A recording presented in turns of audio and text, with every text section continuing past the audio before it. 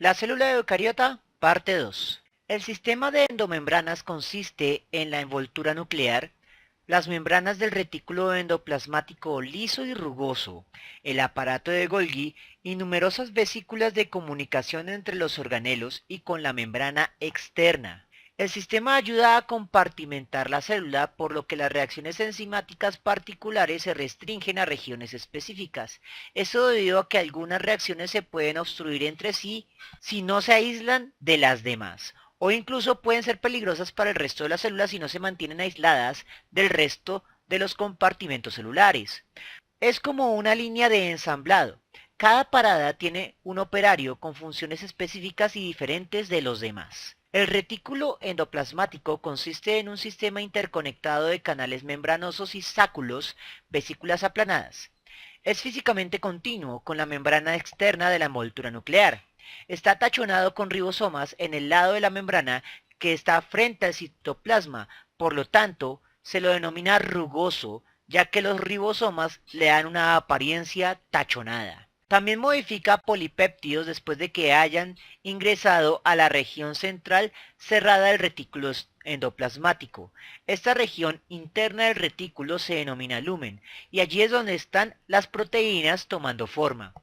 El retículo endoplasmático rugoso forma vesículas de transporte que llevan las proteínas a otras partes de la célula. A menudo, las vesículas de transporte están en camino hacia la membrana plasmática o al aparato de Golgi. El retículo endoplasmático liso es continuo con respecto al retículo endoplasmático rugoso.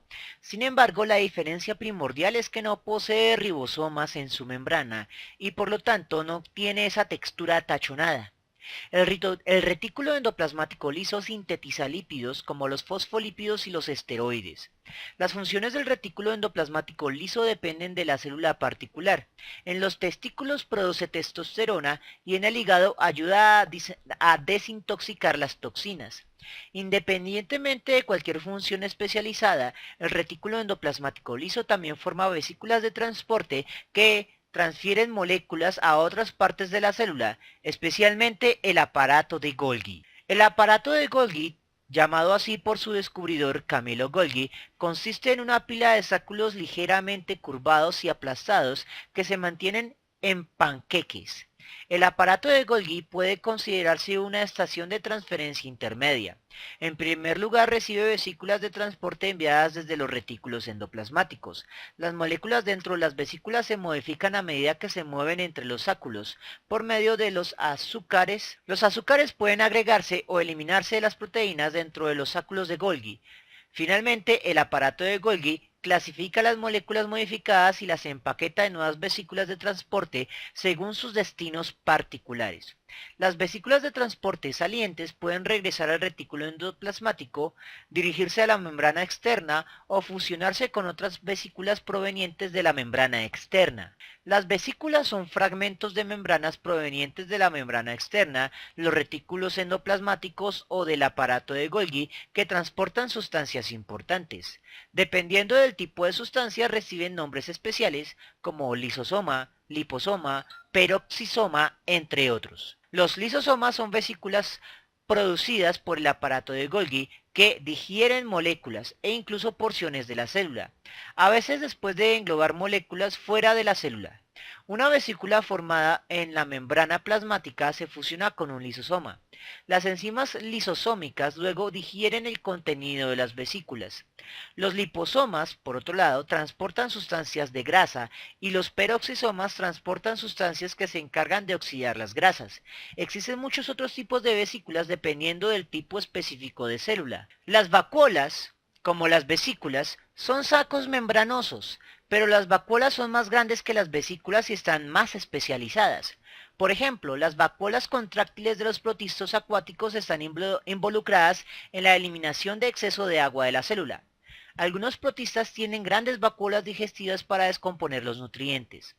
Sin embargo, las más importantes son las vacuolas de las plantas, que generalmente almacenan sustancias como nutrientes o iones, pero específicamente desechos. Estas vacuolas contienen no solo agua, azúcares y sales, sino también pigmentos y moléculas tóxicas, desechos que se comprimen tanto que se cristalizan. Los pigmentos son responsables de muchos de los colores de las plantas, como el rojo, el azul y el morado en las flores y algunas hojas. Las sustancias tóxicas, por otro lado, ayudan a proteger una planta de los animales herbívoros, causando modificaciones en sus sistemas nerviosos, o simplemente sabiendo mal. Los cloroplastos y las mitocondrias son los dos organelos eucarióticos que se especializan en la conversión de energía. Los cloroplastos usan energía solar para sintetizar carbohidratos, mientras que las mitocondrias descomponen los carbohidratos para producir moléculas de ATP, el portador de energía más común de la célula. La producción de ATP es de gran importancia porque el ATP sirve como un portador de energía. La energía del ATP se usa siempre que una célula sintetiza moléculas, transporta moléculas o lleva a cabo una función especial como la construcción muscular o la conducción nerviosa. Sin un suministro constante de ATP, ninguna célula podría existir por mucho tiempo. El cloroplasto es un organelo que se encuentra en las plantas y algas. Es el lugar donde el dióxido de carbono gaseoso, el agua y la energía del sol se utilizan para producir carbohidratos mediante el proceso de la fotosíntesis. El cloroplasto es bastante grande, tiene el doble de ancho y hasta 5 veces la longitud de una mitocondria. Los cloroplastos están unidos por una membrana doble que incluye una membrana externa y una membrana interna. El gran espacio interior llamado estroma contiene una mezcla concentrada de enzimas y sacos de membrana biológica que pueden ser considerados una tercer membrana, que tienen forma de discos y se denominan tilacoides. Una pila de tilacoides, que parecen monedas apiladas, se llama un grano. Los lúmenes de los sacos tilacoideos, o sea, el interior de los tilacoides, forman un gran compartimento interno denominado espacio tilacoidal. Los pigmentos que capturan la energía solar se encuentran en la membrana de los tilacoides y las enzimas que sintetizan carbohidratos se encuentran en el estroma. Los carbohidratos producidos por los cloroplastos sirven como moléculas de nutrientes orgánicos para las plantas y en última instancia para todos los organismos vivos en el planeta. El descubrimiento de que los cloroplastos tienen su propio ADN y ribosomas respalda una teoría aceptada de que los cloroplastos derivan de bacterias fotosintéticas que ingresaron a una célula eucariota en el pasado distante. Este proceso se denomina la endosimbiosis. Las mitocondrias son mucho más pequeñas que los cloroplastos y por lo general son visibles solo con un microscopio electrónico. En las ilustraciones escolares o introductorias visualizamos a las mitocondrias como si tuvieran forma de frijol, pero en la realidad a menudo cambian de forma, volviéndose más largas y delgadas o más cortas y más redondas. Las mitocondrias pueden formar cadenas largas y móviles como los vagones de un tren o pueden permanecer fijas en un lugar, a menudo donde más se necesita la energía. Por ejemplo, están empaquetadas entre los elementos contráctiles de las células cardíacas y envueltas alrededor del flagelo de un espermatozoide. Al igual que los cloroplastos, las mitocondrias están unidas por una doble membrana. La membrana interna está plegada y cada pliegue se denomina cresta.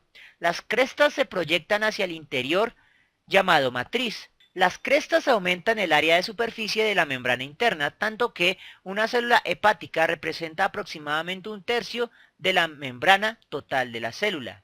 La mitocondria a menudo se llama central energética de la célula porque producen la mayor parte del ATP que utiliza la célula a partir de los carbohidratos. La matriz contiene una mezcla altamente concentrada de enzimas que ayuda a la descomposición de carbohidratos y otras moléculas de nutrientes como los lípidos. Estas reacciones suministran la energía química que permite que la síntesis de ATP tenga lugar en las crestas.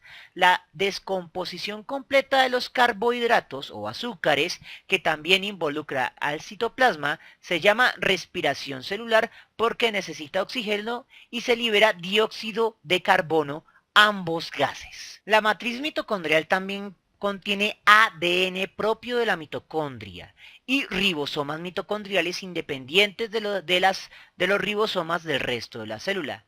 Adicionalmente, la mitocondria posee su propio ciclo de reproducción mitocondrial independiente al del resto de la célula. La presencia de ADN mitocondrial y ribosomas es evidencia de que las mitocondrias y los cloroplastos tienen orígenes similares y se derivan de las bacterias que se instalaron en una célula eucariota temprana. Al igual que el origen de los cloroplastos, los orígenes de las mitocondrias son un ejemplo de endosimbiosis. Todas las células eucariotas, con algunas raras excepciones, tienen mitocondrias, pero solo los organismos fotosintéticos, plantas, algas eucariotas y otros protistos raros tienen ambos.